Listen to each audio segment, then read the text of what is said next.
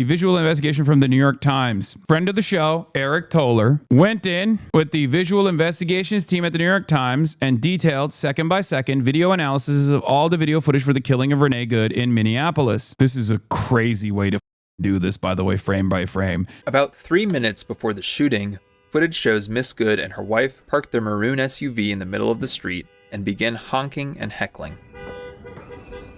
Administration officials say they were impeding and blocking immigration agents. Footage shows 11 vehicles maneuver around the SUV, including this Chevy Tahoe driven by Agent Ross. When he exits, he's already filming Miss Good's SUV, not with a body camera typical of most law enforcement, but using a cell phone in his hand. It's not clear why. The agent's footage shows his interactions with Miss Good. That's fine, dude. I'm not mad at you. And her wife. I'm not mad at you. That's okay. We don't change our plates every morning. There's verbal jabbing. It'll be the same plate when you come talk to us later. That's fine. U.S. By the way, when she says it'll be the same plate when you come talk to us later, what she's indicating is they're leaving, but you can conduct an investigation and try and, criminally punish us after the fact. Ross, on the other hand, obviously has a different opinion in mind. We see the agent switching the phone from his right hand to his left as he heads toward the front seat of his Tahoe. I say go get yourself some lunch, big boy. During this time, on the other side of the SUV, 2 new agents arrive in a pickup. We see Miss Good motions them to go around. Yeah, she's also talking about ice switching plates, yes. Around her. Go ahead. Out of the car. Get out of the fucking car. Over the next 6 seconds, Out of the car. we see one agent reaching into the SUV, Miss Good starting to drive, then Agent Ross firing 3 shots. Now let's go back and analyze some of the key contested moments of the agent's cell phone video, alongside other footage to break down what happens during these critical 6 seconds. Here, the agent's cell phone footage shows he's moving directly in front of the SUV, as it's reversing and rotating towards him, initiating a 3-point turn apparently to leave. Law enforcement officers are trained to avoid doing this because it puts them in danger and often leads to the use of force against drivers. The cell phone is focused squarely on Miss Good. She looks down, shifts into drive, and begins turning to the right, away from the agent. Cut to this high angle and zoom in. Will Asman go watch this? No. And if he does, he'll go, yeah, you see what they're trying to do is they know they're in the wrong. Everyone knows they're in the wrong. Everyone agrees with me. This is the common sense position. This is common sense. And yeah, so fake liberal news is, doing their very best to make sure that it just looks different. But don't believe your lying eyes, right, guys? Don't believe your lying eyes. Yeah. We can make out the agent's body and his arm filming. We can also see at the same time he's beginning to lift his other arm. On these cameras, we can see what's happening around Agent Ross. The other agent is yelling orders and reaching into Miss Good's SUV. Wait, I had not seen this one before. Whoa, is this a new angle? Oh, as she continues turning right. Agent Ross is at least a few feet away from Miss Good's SUV. He does not appear to move out of the way. As the SUV rolls forward. I don't know if the New York Times will actually show this or say this, but ICE agents diving in front of vehicles in an effort to get a legal kill was such a broad problem that it was actually investigated in 2014. It was reported on, I believe, in 2016. This was something that they kept doing over and over again, that they had to change the law enforcement manual for ICE agents, just so you understand. The agent unholsters his firearm. We see in his cell phone video at this moment the camera drifting off to the left. The agent is no longer focused on filming. It's at this point in the... Look at her biting her lip and looking directly at the cop before driving forward. Wait, biting her lip? Are you all right, dude? What the The car does not even run him over. What the do you mean biting her lip? You have to be a real psychopath. Dude, you are so deranged, brother. What the cell phone video where it first looks and sounds like the agent's getting knocked violently. To the left. The agent is no longer focused on filming. It's at this point in the cell phone video where it first looks and sounds like the agent's getting knocked violently. Bro, she definitely ran him over. Just watch the video. Just watch the video. Just watch the video. Just watch the video. On the other camera, we can see what's happening. Here is Agent Ross aiming his gun at Miss Good. And here is his outstretched arm leaning toward her vehicle, which is barely visible behind the top. Wait a minute. Hold on. Wait a minute. What's that? His phone, which is gripped in his left hand, flips over when the agent's hand lands on the front of the vehicle. There's an audible thud when it hits. The camera rotates up towards the sky. Again, while it appears the agent's getting knocked over, we can see that's not the case from the other angle. Wait a which minute. shows he's standing with his hand near the headlight, his torso and legs away from the vehicle. In the cell phone footage, the agent's face flashes on screen, then it goes black. The other angle shows us why. We can see the agent's foot sliding, his hand bracing against the SUV, and his arm getting pressed into his chest.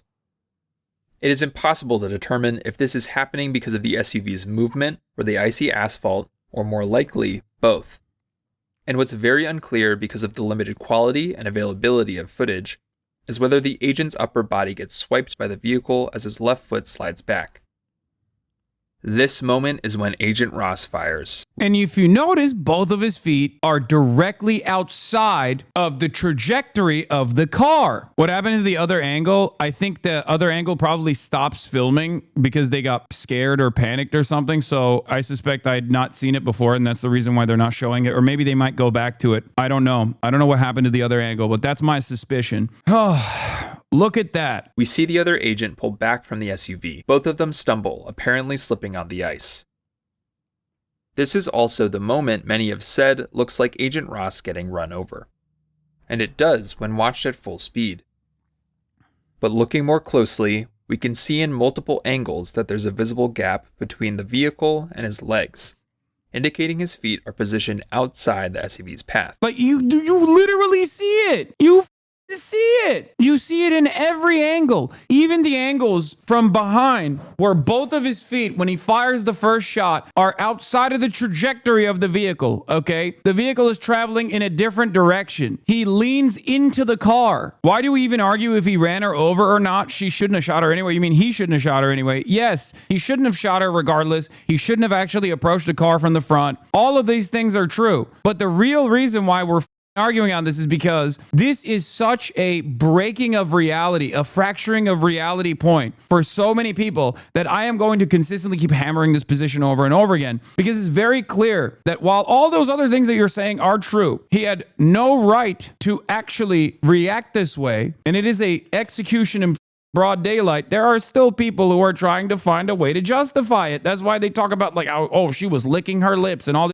Where's that chatter? Where's that chatter that was talking about how she was licking her lips? Is he still in here? You're a dumbass weirdo. Now you know you have no excuse. She wanted to hurt that cop, biting her lip like someone going for a punch. Wait, what? Bro, I'm sorry. We can't live in a society with you. Okay, you are cattle. You are literally cattle if you genuinely are still maintaining this position when you see that she literally is avoiding him. Like, look at this. He's leaning onto the car. Both of his feet are away from the trajectory of the car by the time he starts shooting. Here's the 2014 quote from the CBP panel that can answer Chatter's question. In many cases, Border Patrol officers were discharging their weapons out of frustration rather than to guard their safety. It suggested that officers were purposely placing themselves in front of moving vehicles and then shooting at them. This guy didn't even place himself entirely when he started blasting. He was already away from the trajectory. But even if he was directly in front of the moving vehicle and he placed himself directly in front of the moving vehicle to shoot this person and then end up shooting this person and killing them, they would be liable because they placed themselves in front of the moving vehicle. This was in 2014. Fun fact about the murder of Renee Good. One reason why CBP issued policies instructing officers not to stand in front of vehicles is because of the internal reports showing that Customs and Border Patrol officers were deliberately doing so to have an excuse to open fire. Spoilers as to why Jonathan Ross was so calm in the camera footage he took and why he was getting his gun out before Good's car made any movement. Good was dead the moment she backtalked him. He just didn't have his excuse yet. Stop hiding her face. I don't know how to communicate this with you, okay? She did not bite her lip, you absolute sociopath. She literally said, hey, I'm not even mad at you, dude. And he got so mad about that he literally killed her in broad daylight and you're still trying to defend it because you're a animal. You are worth nothing. And this is the reason why you spend every waking moment online, because your family is embarrassed that you are affiliated with them by blood or in any way, shape, or form. You are nothing. You're not even an animal. You're a insect. And when you die one day, people will celebrate. Do you understand? Only for a moment, and it'll be a fleeting thought in the second after it's done. They will go, wow, it feels like a burden has been lifted from my shoulders. I don't know why. Oh well, it must have been the wind. Keep talking your ass about me. No, I know you. I know everything about you, Pink Buffalo 90. You are a pathetic worm-like loser who has nothing in his life. So he has to lean into moments like this to project power when someone else is actually doing the power projection for you. Keep lying about her face, dumbass. I'm not lying about her face, brother. You are a bleep loser. And when you die alone, people will forget about you. Have fun with that reality. If what that chatter was saying is true, can you imagine? ICE agents can just be around your car, and if you bite your lip, they can assassinate you. Now, if that person had a single human being that cared about him, they would probably reconsider this position. If that person had a mother, for example, a mother that he still talks to, a sister that he still communicates with, he would perhaps think, well, what is this argument that I'm presenting here? That if like my mom is in the vicinity of a ICE agent and the ICE agent assumes that she's biting her lip, then, you know, it's over for her. It's time for her to be assassinated. Sorry. What a psychotic attitude to openly demonstrate. This is what I'm saying. Not only do we no longer have consensus reality, but because of how isolated and how alienated we are in this increasingly atomized reality that we've concocted on the internet, people don't have the capacity to feel shame. This is something that is so shameful that even the grossest loser would probably feel bad about revealing. Man is a social animal after all. And because the only socialization that these people are experiencing is on the internet, they get to demonstrate antisocial behavior such as this one. This is why I always stress the importance of touching grass. Like the argument that he's presenting is she bit her lip and therefore she should be killed. Like what a psychotic thing to say with no care or consideration to what this means for a grand design. Is that a society that you want to live in where cops or ICE agents, which are not even real cops, can just kill you when you're in your car and you bit your lip? Really? Lip biting indicates wanting to murder someone? I didn't even see the lip biting and I don't even think that it's happening. That's something that he fantasized. But even if it was real, can you imagine? Can you imagine? That's justification. Like, Your Honor, I'm the legal counsel for Jonathan Ross, ICE agent Jonathan Ross, and I have an open and shut case here. Let my man go. She was biting her lip. You would get thrown in prison after that. She was frowning at him, Your Honor. His legs, indicating his feet are positioned outside the SUV's path. The agent's left hand is still against the vehicle and gripping his phone. We see as he fires, it's recording the clouds and the trees overhead. It's not because the agent is knocked to the ground. The other angle shows he's still standing, continuing to maintain his grip on his phone and his gun, and we see a clear and growing gap between his body and the SUV as he fires a second shot and a third. None of the bullets have the effect of stopping the SUV. The arguments have devolved so much. Like back in the day, they would be like, well, he has a gun or she has a gun, right? Oh, I was in fear for my life. He actually was not complying with commands. That's a devolution from like having a gun. Nowadays is she was biting her lip. What the hell? But they kill Renee Good. According to our analysis of audio from Agent Ross's... These dumbasses are so brain broken. How do we fix this? You don't have to. You don't have to deal with that. You don't have to associate yourself with that. You don't have to be around that. Those people only exist on the internet. I need you to understand. The average person, no matter how hog-like they are, the average person doesn't operate like that. And I need you to understand, like, if you were to have a sincere conversation in a larger friend group and a guy like this, who was like maybe an Asmongold fan who never revealed that they were an Asmongold fan until that very moment, if they said something like that, it's over. They're getting isolated from that friend group. I know that some of you have parents that are brain broken by AI, Facebook, and a bunch of different things, so you think like every other person feels this way. It's not the case. I promise you it's not the case. And there's polling to indicate that it's not the case anyway. You got a majority of Americans saying abolish ICE, okay? It's clearly not the case. It's not. You got at most 20% of society that will unconditionally eat whatever propaganda. Bro, starting to have some specific opinions about HasanAbi, and I clocked that. That dude is far gone now. No, that guy is done. That guy already killed his brain. What remains of his brain cells, he already melted, okay? You don't have to deal with that person. And also, that person is cattle anyway. Jiggle some keys in front of him, and he's going to get scared. Who gives a That person does not have object permanence. You don't have to deal with every single person. I will exhaust all options and I will try to communicate with people, okay? I will try to communicate with people to the best of my ability, but there are obviously going to be some people that you can't convince. That person's brain is jello. It's over. You can't save everybody. The Roach Dumpster called you a loser. You still have people calling you a dog zapper. You still have people making joke videos about you constantly. You're consistently losing credibility. Now there's accusations of you follow botting as well. You've put in all this work. You've gotten a degree in this. You've put in dedicated like the last 10 years of your life to this. And all for what? You're getting beat by slop tubers. And do you know why? It's because at least they try to tell the truth. It's too bad. This can be over whenever he wants it to be over.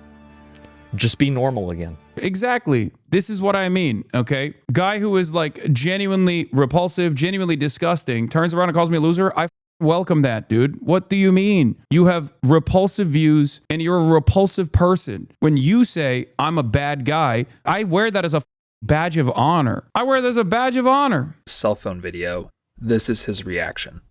Fucking bitch. What the fuck? You just fucking, what the fuck did you do? According to a White House spokesperson, Agent Ross, quote, suffered internal bleeding after he was struck by the car. Shame! Shame! Shame! Later that evening, Homeland Security Secretary Kristi Noem said that he had been treated at a local hospital and released. Donald Trump cares about people like me. Disagree 66%, up 6%, agree 33%, minus 7%. This is why I say like there's 20% in the cult and then 13% who are still too stupid to recognize, but those numbers are dwindling every day. Those numbers are hemorrhaging every single day. Here's another testament to how the attitude shift is so real. Jerry rigs everything, okay? This guy used to be an outspoken libertarian. It took him 1 year for him to ask if he could join the Black Panther Party in armed resistance against the federal government. That's where the we're at right now. That's where we're at. He's responding to clip compilations about, you know, aura farming Black Panther Party affiliates in Pennsylvania, in Philadelphia specifically, going, can I join, please? Can a white boy with motion join the Black Panther Party? Come on, man. Come on now.